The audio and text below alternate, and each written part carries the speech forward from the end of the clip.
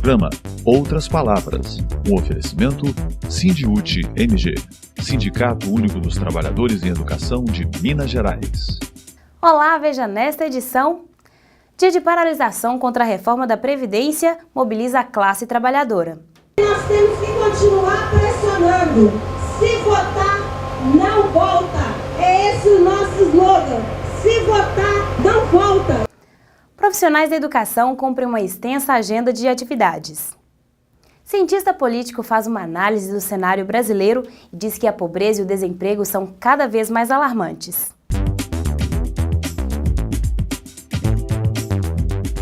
Educação em debate.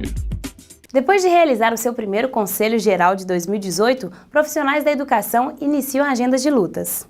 Os trabalhadores e as trabalhadoras em educação de Minas Gerais vão realizar a primeira Assembleia Estadual de 2018 no próximo dia 28, no pátio da LMG. Essa deliberação foi tirada no Conselho Geral do Sindicato em 3 de fevereiro. Segundo explica Beatriz Cerqueira, a categoria cobra do governo o cumprimento dos acordos assinados. Adiamento do início do ano escolar, parcelamento do 13º salário, parcelamento dos salários, não cumprimento do acordo sobre o piso salarial. Estes são alguns dos motivos que nos levarão às ruas no próximo dia 28 de fevereiro, numa Assembleia Estadual com indicativo de greve que o Sindiúti está convocando. É necessário darmos uma resposta rápida contra esses ataques que estamos sofrendo. O governo de Minas tem dinheiro para honrar os compromissos da educação. O que ele está fazendo é pegando o dinheiro que era da educação e pagando outras despesas. Isso nós não aceitaremos. O dinheiro da educação precisa ser investido em educação. Dia 28 de fevereiro, indicativo de greve com paralisação e Assembleia Estadual para nós decidirmos os rumos do movimento e pressionar o governo do Estado. Profissionais da educação também se posicionaram no último dia 19 sobre essa questão e pediram mais respeito por parte do governo. Nós temos uma assembleia com indicativo de greve marcada para o dia 28 de fevereiro. Essa paralisação, dia 19, também é uma paralisação de alerta ao governo do Estado de Minas Gerais, porque se não resolver as questões relativas aos acordos, se não terminar com o parcelamento de salário e não fizer o pagamento integral do 13º das parcelas que ainda restam, obviamente, com certeza a nossa categoria vai se levantar e o governador Fernando Pimentel vai aprender uma lição de que em Minas Gerais nenhum governador mexe com a educação. A educação merece respeito. Sem dúvida nenhuma. E eu gostaria, inclusive, de fazer uma observação sobre a questão da intervenção militar no Rio de Janeiro. Eu li em algum lugar e eu fiquei muito emocionada com o que eu li. A intervenção militar no Rio de Janeiro só vai mudar quem vai matar. Quem vai morrer vão continuar sendo os negros, os pobres, os favelados do Rio de Janeiro e do país. Quem luta, educa. Dia de paralisações contra a reforma da Previdência leva milhares de pessoas às ruas. Durante as mobilizações do último dia 19 de fevereiro contra a reforma da Previdência, a CUT e vários sindicatos filiados realizaram um ato, uma mobilização em frente à sede da FIENG em Belo Horizonte. O primeiro golpe contra os trabalhadores foi o congelamento dos gastos, através da PEC 241, que congelou todos os gastos em investimento em saúde, em educação, em moradia. E aí começa o golpe. Depois a terceirização, que precarizou todo o trabalho da população brasileira, da sociedade, das pessoas mais pobres. Depois vem o outro golpe, que é a reforma trabalhista. A reforma trabalhista, por si só, ela já é uma afronta à Previdência Social. 19 de fevereiro foi um dia também marcado por diversas atividades em todo o estado de Minas Gerais, sendo que na capital mineira, além da mobilização em frente à sede da FIENG, com um almoço coletivo contra a reforma da Previdência, houve ato público em vários locais, a exemplo da cidade administrativa e da Praça 7, no centro da cidade. A presidenta da CUT Minas, Beatriz Cerqueira, durante a entrevista à imprensa, explicou por que as mobilizações vão continuar, mesmo com o presidente da Câmara, Rodrigo Maia, dizendo que o assunto está fora da pauta neste momento.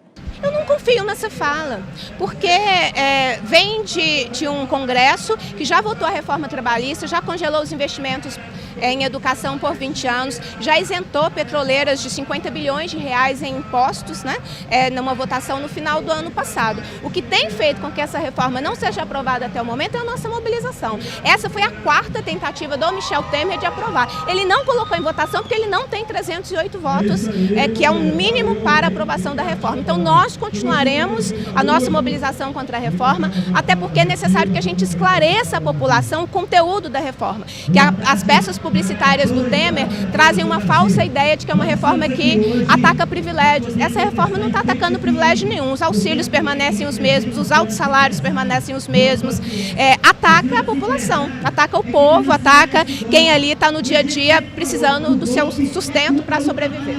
Os bancários engrossando a luta contra a reforma da Previdência, né, Carlos? Sim, junto com vários trabalhadores, com a CUT e outras centrais, continuarmos lutando para que no Congresso Nacional não seja votada a reforma da Previdência que prejudica a maioria do povo brasileiro. Muita gente perguntando, mas essa proposta já saiu, não está mais no Congresso, mas enfim, não dá para confiar. Não dá para confiar porque o golpista Temer já anunciou que ele a qualquer momento pode suspender a intervenção no Rio de Janeiro. Se ele tiver um número suficiente de deputados, ele põe para votar. Então nós temos que nos manter alerta, em vigília, no sentido de não deixarmos votar e deixar claro para os deputados federais que quem votar contra o povo brasileiro não volta para o Congresso Nacional. Os metalúrgicos de Contagem também se juntaram às mobilizações e fizeram um coro contra a reforma trabalhista, além, é claro, da reforma previdenciária. Parabenizar os professores pela paralisação no dia de hoje, dizer que nós, metalúrgicos, começamos a nossa atividade às 5 horas da manhã na porta das empresas metalúrgicas lá de Contagem. Fizemos a nossa manifestação.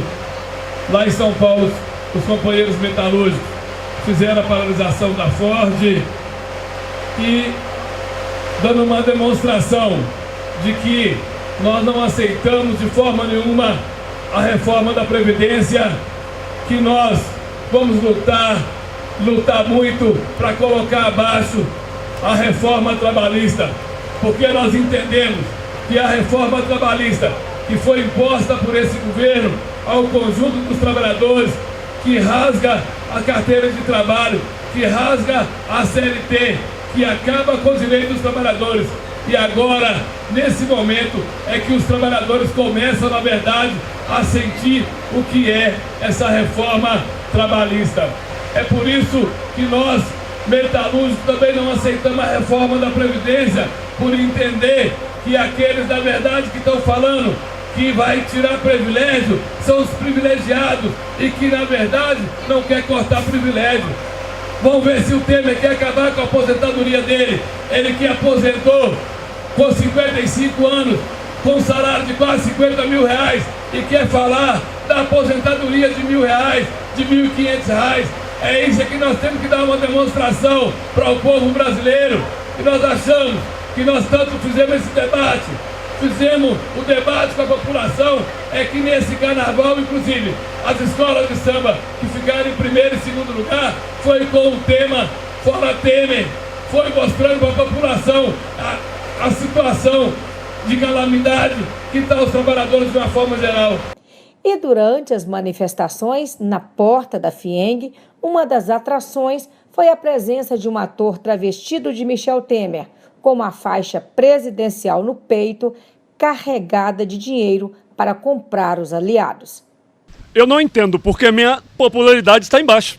O povo é muito ingrato, só tenho a dizer isso. Eu estou pensando no Brasil não quebrar a reforma da Previdência. Vejam, por exemplo, ela é para o bem de todos. Vocês não são trabalhadores? Então, que felicidade, vão trabalhar até morrer.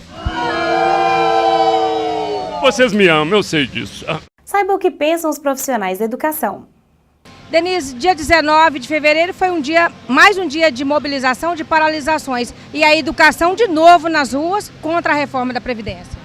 É verdade, a educação em Minas Gerais mais uma vez nas ruas, num dia de paralisação contra a reforma da Previdência, porque nós somos o alvo principal da reforma da Previdência e todo e qualquer tipo de substitutivo que o governo golpista protocola na Câmara dos Deputados, o alvo sempre são os professores da rede pública do nosso país. Por isso, o Sindiúti-MG, juntamente com a Central Única dos Trabalhadores, está nas ruas mais uma vez para denunciar essa reforma nefasta que vai jogar a nossa categoria e o restante da classe trabalhadora brasileira na miséria. Há quem diga que essa reforma não ataca professores nem professoras, Denise. Como é que é isso? Como é que pode uma reforma da Previdência que ataca toda a classe trabalhadora deixar logo as professoras de fora? Você acredita nisso? Bom, eu acho que quem está falando isso é um desinformado, que com certeza não leu o substitutivo que está lá na Câmara dos Deputados e que com certeza deve ter alguma agenda política que não é a agenda da classe trabalhadora. Importante reforçar o que diz Beatriz Cerqueira sobre uma informação veiculada numa rádio de Belo Horizonte de que a reforma da Previdência não atinge professores e professoras. A proposta de reforma atinge em cheio a nossa categoria. Hoje, os professores têm uma aposentadoria específica prevista na Constituição Federal, que é uma redução de 5 anos. Então, aos 25 anos de magistério, é possível buscar a aposentadoria específica da nossa categoria. No caso dos servidores que são vinculados a regime próprio, além dos 25 anos, você tem que combinar a idade, que hoje é de 50 anos. No regime geral, somente o tempo de contribuição. Com esta reforma, expliquei como é. Com esta reforma, serão necessários mais 10 anos, no caso da mulher, então somente aos 60 anos de idade, professor e professora poderão se aposentar. E no caso do regime geral, que não tem idade mínima, passa a ter uma idade mínima de 60 anos, tanto para homem quanto para mulher. Esse é um primeiro aspecto. O segundo, que para você receber a média das suas contribuições, você terá que trabalhar 40 anos de sala de aula. O mínimo é 25 anos, mas com 25 anos você não leva a média da sua remuneração para a aposentadoria. Serão necessários... Muito menos o teto, né? Muito menos o teto. Não, com essa reforma acaba o teto. Com essa reforma, só a média de remuneração, né, 100% da média de todas as remunerações, e a gente sabe que toda média diminui o salário, o valor final, então serão necessários 40 anos de sala de aula para que você leve 100% da sua remuneração para sua aposentadoria, da média da sua remuneração. No caso dos institutos próprios de previdência, que são os servidores, as professoras concursadas são vinculadas, terá a obrigatoriedade de uma segunda contribuição previdenciária, que é a previdência complementar, fazendo com que quem é de regime próprio seja obrigado a contribuir 2 vezes, para o regime próprio de previdência e para a previdência complementar. Essa previdência complementar que ficará vinculada a uma instituição financeira privada, diferente do que é os servidores federais, que já têm uma previdência complementar, e isso é um risco muito grande, porque ninguém garante, ninguém protege a gente de instituições financeiras privadas. O Chile, por exemplo, a previdência era privada, quebrou tudo, hoje o povo está recebendo de aposentadoria meio salário mínimo. Então é uma reforma que tira a integralidade dos vencimentos, então quer dizer, eu não vou me aposentar com a minha última remuneração. Então essa reforma atinge muito, sim, os professores e as professoras da rede pública, e atinge mais ainda, porque mais de 80% da nossa categoria em todo o país é constituída por mulheres. E a reforma diminui a diferença de aposentadoria entre homens e mulheres. E acho que uma questão importante, que a idade que está prevista na reforma é uma idade inicial. A própria reforma autoriza o executivo a aumentar a idade gradativamente quanto mais a gente viver. Então, quanto maior for a nossa expectativa de vida, maior será a idade mínima cobrada. Então, ataca professores, tanto da rede pública, vinculados ao regime próprio de previdência, quanto vinculados a regime geral, sejam da rede pública, seja da rede privada. Acaba com a aposentadoria por invalidez, isso atinge todo mundo, e professor também, né? Acaba porque você tira a aposentadoria por invalidez da reforma da Constituição, colocando ali a possibilidade sempre de uma readaptação e, portanto, acaba com esse instituto. E acaba também com as situações relacionadas à forma de cálculo de pensão, que também ataca todo mundo, né? A pensão passa a ser por cota, que começa com uma cota de 50%, e a cada número de dependentes que você tiver, você tem mais 10%. Momento CUT Minas. Veja agora as agendas de lutas da classe trabalhadora. Mesmo não pautando a reforma da Previdência no Congresso como queria, o governo Michel Temer vai continuar se articulando para convencer os deputados e assim ampliar a sua base de sustentação. Por isso, a CUT entende que não se pode vacilar. Quanto maior for a mobilização dos trabalhadores e dos movimentos sociais, maior também será a força para combater essa proposta. Não podemos confiar em nada nesse governo, né? Pode voltar a qualquer momento. O próprio Temer deixou isso claro, que a hora que ele tiver o número de deputados para votar a reforma, ele vai suspender a intervenção no Rio de Janeiro e fazer a votação da reforma. Então, nós trabalhadores estamos atentos e não vamos deixar essa reforma passar de forma alguma. Você acredita que a mobilização que tem feito esse trabalho, até mesmo de fazer com que os deputados pensem mais um pouco sobre essa questão? Isso está bem claro para a gente. A reforma da Previdência no projeto do Temer com os deputados era para ter passado em abril de 2017. Está fazendo quase um ano agora da primeira proposta deles, que eles não conseguiram votar porque a população entendeu rapidamente que essa reforma não é boa. Então a gente conseguiu fazer esse debate com a população, conseguiu esclarecer a população. E de lá para cá, gente, não mudou nada na proposta da reforma do governo federal. Então, só piora. Só piora. É aquela mesma reforma lá de abril do ano passado, piorada. Então a gente tem que ficar atento, não cair nessa conversa que tem privilegiados. Os privilegiados são eles, são os devedores da Previdência que não pagam. É o governo que não faz o seu papel de discutir uma reforma da Previdência bem clara, bem aberta com toda a população. E essa reforma só vai prejudicar os trabalhadores e trabalhadoras. Nesse ato, em frente à porta da FIENG, no último dia 19, vocês devolveram o pato amarelo. Devolvemos o pato amarelo de quem financiou o golpe, colocaram aquele pato como símbolo, né? Não vamos pagar o pato. E, na verdade, a FIENG e a Fiesp não estão pagando nada, estão recebendo. A gente vê o sistema bancário aí tendo isenção das dívidas com o governo, com a Previdência, e nós, trabalhadores, sendo penalizados com a reforma trabalhista, com o reajuste agora do salário mínimo abaixo da inflação. Então está bem claro para a gente, né, gente? Preço de gasolina, preço do gás de cozinha, preço dos alimentos para o mercado. Está bem claro para nós que quem está pagando o pato somos nós, trabalhadores e trabalhadoras. O governo recua, mas nós não vamos recuar. Os sindicatos estiveram conversando com suas respectivas categorias da importância da continuidade da luta. Tivemos aqui na porta da FIENG para poder denunciar esse ator e a sua posição em relação à reforma da Previdência, que vai trazer tantos prejuízos ao conjunto da classe trabalhadora. Sindipeto e toda a classe trabalhadora contra esse desmonte do que é mais sagrado para o povo brasileiro, que é a nossa Previdência Social. O que eles querem fazer é destruir o benefício da aposentadoria especial. Trabalhador nas ruas e a reforma não passa.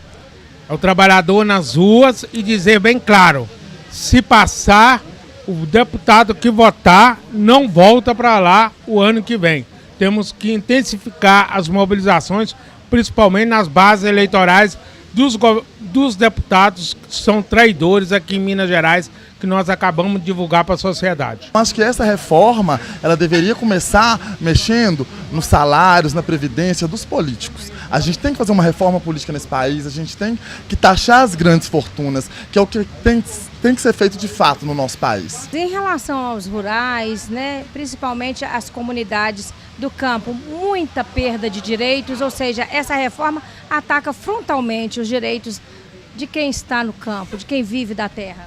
Sim, essa reforma ela ataca diretamente porque A classe trabalhadora, né, seja ela operária ou camponesa, ela tem basicamente os mesmos direitos. Então nós não podemos deixar, né, como eu disse anteriormente, que esse governo ilegítimo faça essa reforma. Então a gente está mobilizando o povo, vindo para a rua, os trabalhadores operários, camponeses, as outras classes sociais, outros movimentos sociais, e chamando a população para vir para a rua conosco e explicando o que são essas reformas, porque eles estão tentando maquiar, né, nos meios de comunicação, da mídia golpista, tentando transformar essas reformas, né, no que elas na verdade não são.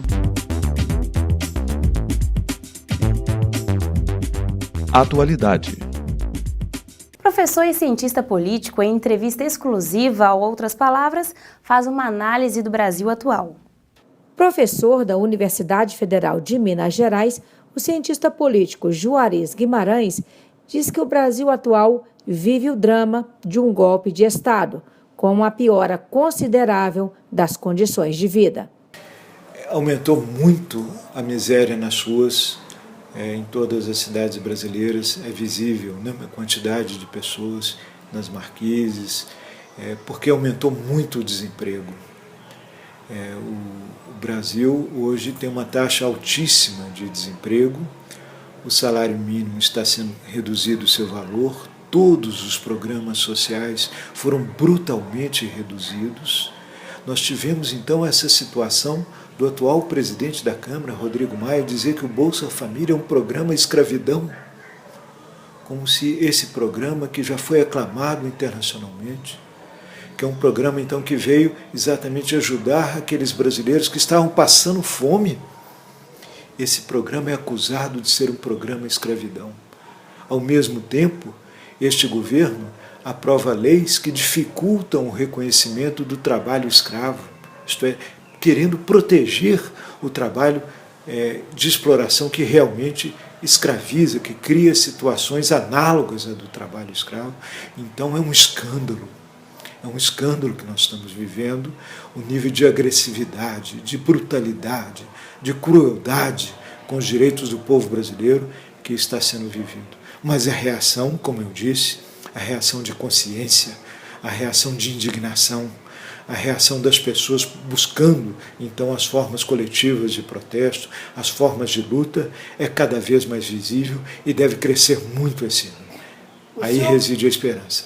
O senhor que é um estudioso aí da área da ciência política e também está envolvido com a universidade, a escola pública perde muito com esse governo, professor?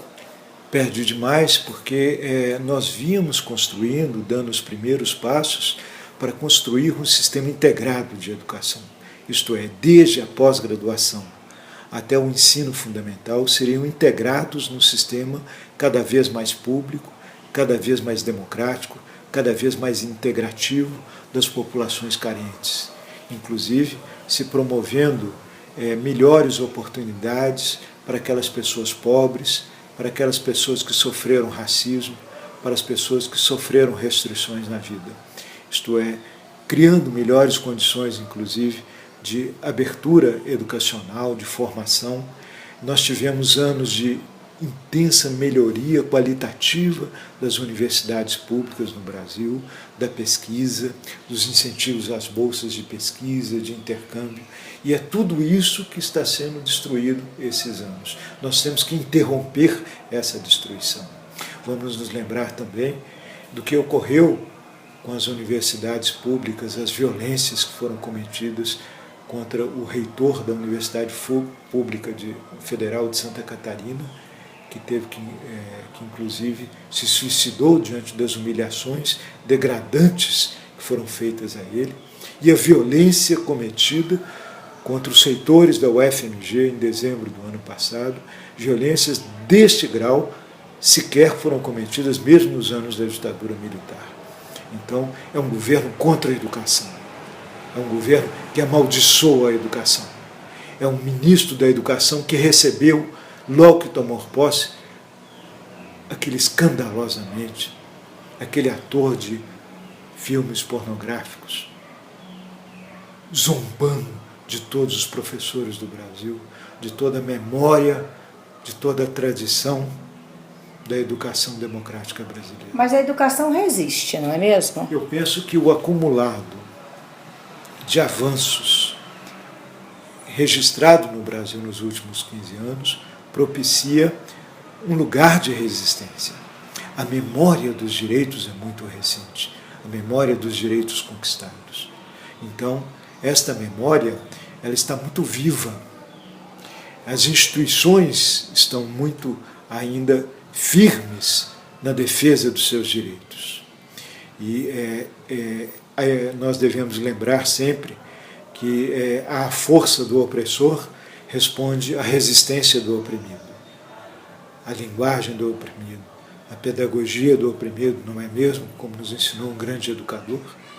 Então, essa pedagogia, esse ensinamento de que a luta educa, que ela forma consciência e que, ao mesmo tempo, é uma forma de educar para a democracia, isso está presente, muito vivo, não apenas entre os professores, mas entre os técnicos administrativos e os estudantes que hoje frequentam a escola pública, a Universidade Pública Brasileira. Juarez Guimarães diz também que, para enfrentar todo esse estado de coisas, é preciso aprofundar o conhecimento sobre a democracia, a ideia de soberania popular, de como lutar contra a corrupção e pela igualdade de direitos. Eu penso que a área que nós trabalhamos, que é a área da ciência política, ela tem uma ética, ela tem um objetivo, ela se constituiu para estudar a democracia. A democracia é o regime mais complexo que nós conhecemos, exatamente porque o ser humano é complexo. Ser livre é algo complexo. Construir igualdade num mundo que respeite as diferenças é um experimento complexo. E, portanto, nós devemos aprofundar o conhecimento da democracia, do funcionamento da democracia, do aprofundamento da democracia, da ideia de soberania popular, da ideia dos direitos de cidadania, do que é ser um cidadão, de como lutar contra a corrupção, de como lutar pela igualdade dos direitos, de como lutar, então, para que a própria democracia aprofunde os seus mecanismos de participação popular, de tal maneira a que o povo seja cada vez mais protagonista do seu próprio destino. Eu penso que, então, é hora de estudar a democracia, é hora de defender a democracia, é hora de enraizar a consciência democrática no Brasil, este momento em que ela nos faz tanta falta. O senhor tem também dados aí de uma pesquisa recente que mostra que as instituições e algumas que eram tidas como as guardiãs da verdade, né, e elas estão perdendo essa credibilidade, né? A gente vê a imprensa caindo nesse conceito, a justiça. Eu gostaria que você falasse um pouco dessa pesquisa para nós. Como esse golpe produzido no Brasil, ele mobilizou as instituições, ele envolveu profundamente o Executivo, o Congresso Nacional e também órgãos de justiça, ele trouxe para a dinâmica do golpe essas instituições. E ao trazê-las, ele vai desacreditando essas instituições. Nós chegamos então a uma situação em que as principais instituições da democracia brasileira, que foram corrompidas pelos golpistas, estão sofrendo hoje um profundo descrédito.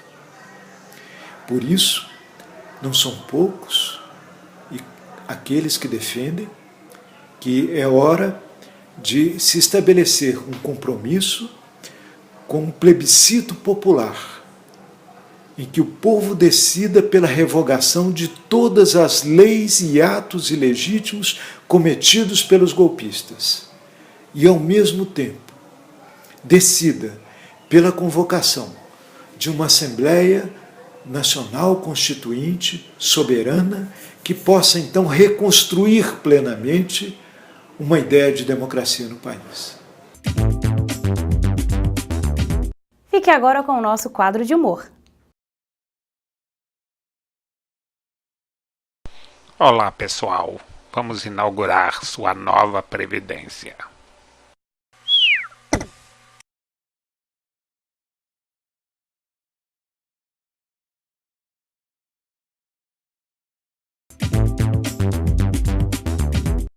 Sábado que vem a gente volta. Até lá!